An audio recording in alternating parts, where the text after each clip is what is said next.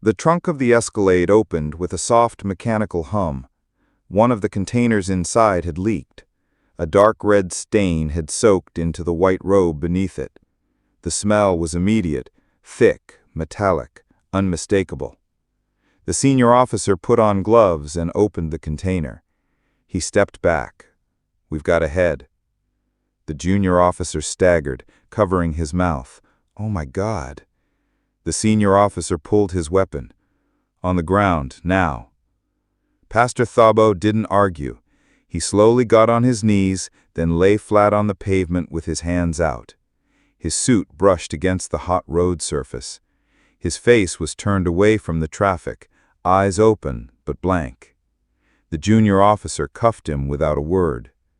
Traffic had come to a stop. People watched from their cars. A few were filming. A woman nearby gasped. Another person said, "That's Pastor Thabo." One officer radioed in calmly, "Suspect in custody. We have multiple human remains in the vehicle." Thabo stayed still. He didn't speak. It was a sweltering July afternoon. The air was thick and heavy, and the traffic on Atlanta's busiest highway was moving at a crawl. Amidst the sea of cars, a black Cadillac Escalade stood out. It was sleek, expensive, and its windows were tinted so dark you couldn't see inside. It was the kind of vehicle that screamed VIP. But to two Atlanta PD officers in a patrol car, it was something else, a target. Just 20 minutes earlier, a call had come through to the dispatcher. The voice on the other end was anonymous, rushed, and filled with urgency. "You need to check a black Escalade on the perimeter. There's something in that car that shouldn't be there." It was vague, but it was enough to discover the vehicle. The officers spotted the vehicle and flipped on their lights. The Escalade pulled over smoothly. The driver's side door opened and a man stepped out. He was about 40 years old, dressed in a pristine cream-colored suit and a gold tie that shimmered in the harsh Georgia sun. His shoes were polished to a mirror shine, and his head was clean-shaven. When he smiled at the officers, his teeth were perfectly white, a picture of health and charisma. "Good afternoon, officers," he said. His voice was deep and melodic, with a distinct South African accent that was both gentle and authoritative. "I am Pastor Thabo Khumalo, of the Kingdom of Grace Fellowship. I'm on my way to a community outreach event." But the senior officer wasn't smiling. He had a gut feeling, the kind that years on the job give you. "Sir, we received a call regarding your vehicle. We'll need you to open your trunk for us." Pastor Thabo's smile faltered for just a fraction of a second. "My trunk? Officer, there is nothing in there but some church supplies. Bibles, flyers." His voice was calm, but there was a new tightness in it. "It's just a routine check, sir," the officer replied, his tone firm. "Please, I am a man of God. I am already running late. There are souls waiting to be ministered to." "The sooner you open the trunk, sir, the sooner you can be on your way," the officer said, unmoving. A long moment of silence hung in the hot, humid air. Then, Pastor Thabo's demeanor shifted. He reached into the inner pocket of his suit jacket and pulled out a thick stack of $100 bills, held together by a simple paper band. The charismatic smile returned to his face. "My sons," he said softly, "please, take this for your troubles, a donation for your hard work. Let's just forget about the trunk and let me go and do the Lord's work." The atmosphere changed instantly. The offer hung between them, a clear attempt at a bribe. The junior officer looked at his partner, who slowly shook his head. "We don't want your money, Pastor," the senior officer said, his voice now cold as ice. "Open the trunk, now." Pastor Thabo's hand dropped to his side. The smile vanished from his face, replaced by a mask of frozen dread. A bead of sweat traced a line down his temple. The officers didn't wait for him to move. They walked to the back of the Escalade. Thabo followed them, his confident stride now a slow, heavy shuffle. One of the officers pressed a button on the key fob. The trunk's automatic door whirred open. And then, the world seemed to stop. The smell hit them first, a coppery, metallic odor mixed with something sickeningly sweet. It was a smell that, once you've smelled it, you never forget. Inside the trunk, nestled amongst richly embroidered clerical robes, were 3 large, tightly sealed plastic containers, but the seals on one of them had partially failed, and a dark, reddish-brown fluid had leaked out, staining a white robe beneath it. The officers looked at each other, their faces pale. With gloved hands, one of them carefully opened the lid of the leaking container. Inside, resting on a bed of ice, was a human head. The junior officer staggered back, covering his mouth as he fought the urge to be sick. The senior officer drew his weapon. "On the ground, now!" he yelled at Thabo. Phones were already out. People in the stopped cars were recording, their windows down. The news spread through the traffic jam like a shock wave. A woman in a nearby car screamed. Pastor Thabo Khumalo, the healer, the community leader, the man whose face was on billboards all over the city, now stood in handcuffs on the side of the highway, while police uncovered 2 more heads from the other containers in his trunk. Before the sun had even begun to set, the city of Atlanta was reeling. The news exploded across social media, local news channels, and radio shows. "No, not Pastor Thabo," one woman cried at a bus stop watching the news on her phone. "He prayed for my mother when she had cancer." "It has to be a mistake, a setup," another man argued in a barbershop. "This is the man who runs the biggest homeless food drive in the city." Pastor Thabo Khumalo wasn't just any preacher. He was an icon. His Kingdom of Grace Fellowship was one of the fastest growing churches in the state. He gave out scholarships to underprivileged youth. He paid rent for struggling single mothers. His sermons were broadcast on television every Sunday morning, his gentle voice and message of love reaching millions. People said his touch could heal sickness. His smile was said to bring peace. But now the police were telling a story that was impossible to believe. And as the initial shock wore off, a darker, more horrifying rumor began to circulate, a rumor whispered by a source inside the police department. The heads in the trunk didn't belong to strangers. They belonged to 3 of his own church deacons, 3 people who had served him, trusted him, and loved him. The city was left asking one soul-shaking question: why?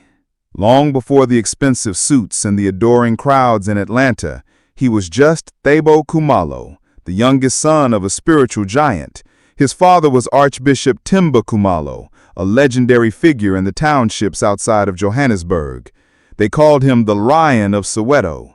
His voice was said to command the heavens, and his prayers were believed to break the curses of generations. Archbishop Khumalo was a man of immense power, both spiritual and personal. He had 3 sons, and from the day they were born, it was expected that they would all follow in his mighty footsteps. The eldest son was David. David inherited his father's booming voice and fiery passion. When he prayed, it was a performance. He would shout, sweat, and stomp across the stage as if wrestling with demons right in front of the congregation. People would fall to the ground, convulsing under the force of his ministry. He was seen as a spiritual warrior. The second son was Samuel. Samuel was the opposite of David. He was polished, educated, and calm. He wore expensive suits and spoke with a smooth, persuasive charm. His church in Cape Town was modern, with big screens, a professional worship band, and a congregation full of politicians and business leaders. He didn't shout, but his words were sharp and intellectual. He was the strategist, the builder of a modern religious empire. And then there was Thabo, the youngest. Thabo was different.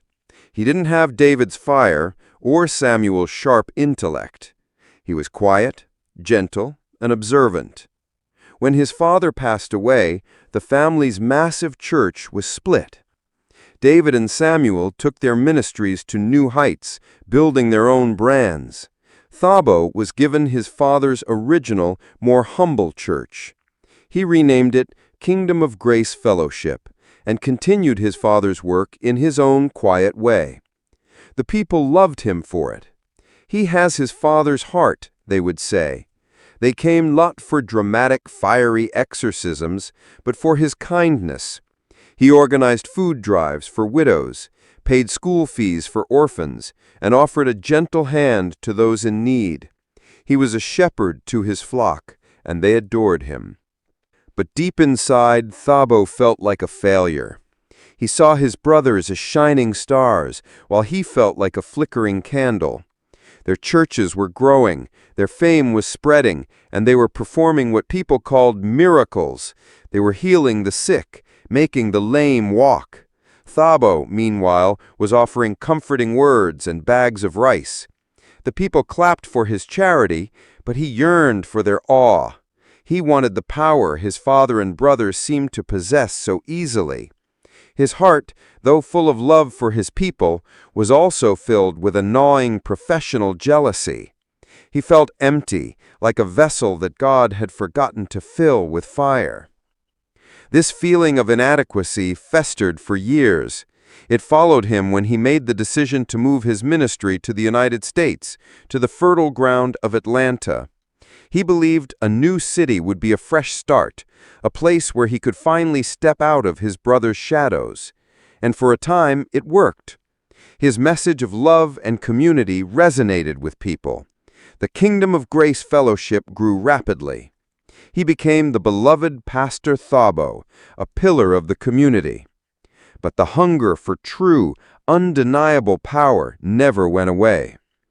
The breaking point came during a large conference for international pastors held in Houston, Texas.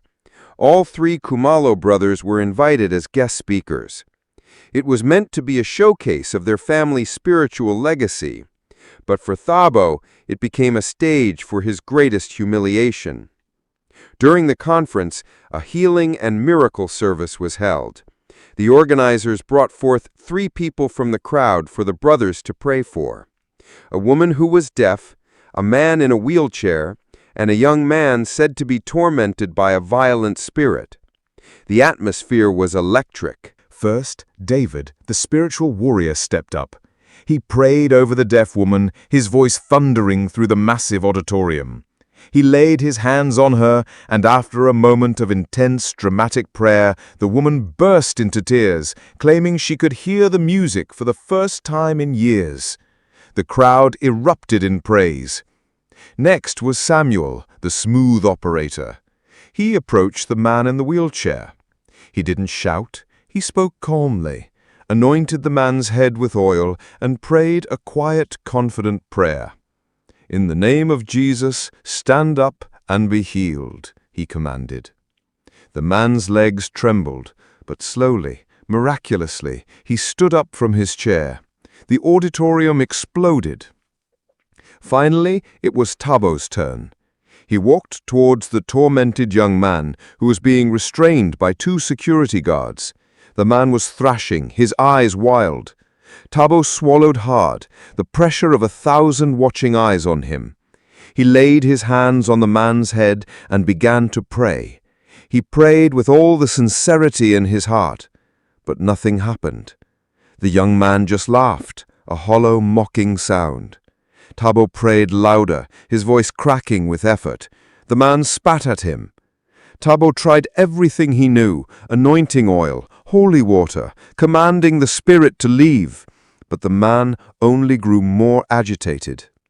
Finally, the young man broke free from the guards, looked Thabo straight in the eye and screamed, "Leave me alone! There's nothing in you! You're empty!"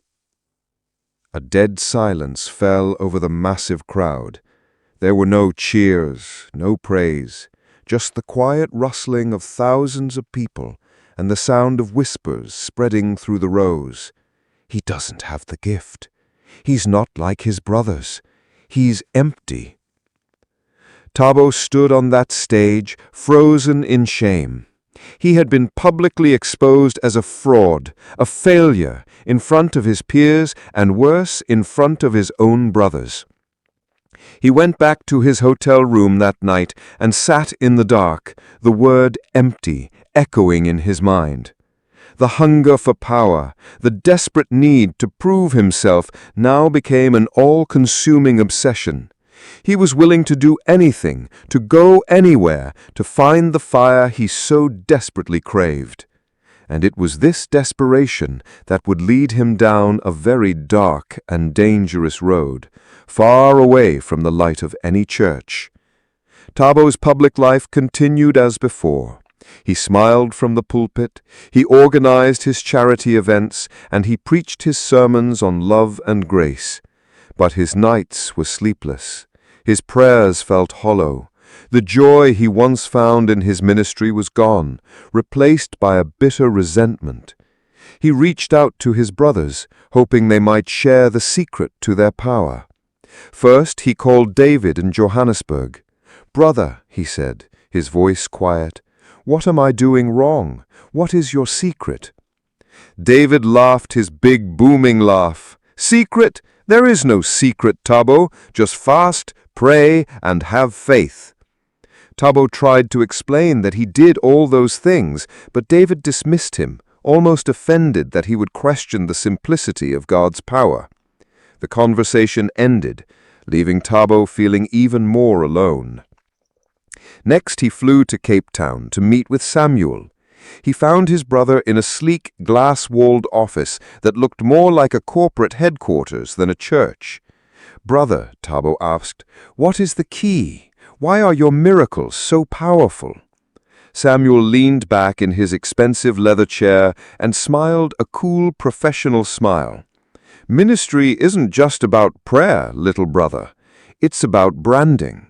The lights, the music, the suit you wear. You must give the people a performance. You have to look like power to have power." The advice felt cynical and empty. It wasn't about God. It was about marketing. Thabo left his brothers feeling more lost than ever. They had offered him nothing but platitudes and business advice. They either couldn't or wouldn't share the source of their perceived power. So he began to look elsewhere. He started searching online, falling into the dark corners of the internet, reading about ancient rituals, spiritualism, and practices that existed far outside the boundaries of his Christian faith. It was there that he heard whispers of a man back in South Africa, a traditional healer or sangoma, who lived deep in the rural province of KwaZulu-Natal. This man wasn't like the healers in the city. They said he didn't use prayer. They said his power was older, deeper, and came directly from the ancestors and the spirits of the earth. They said he could perform miracles that made even the most powerful pastors look like amateurs. But his help came at a very high price. Desperate, Thabo booked a flight.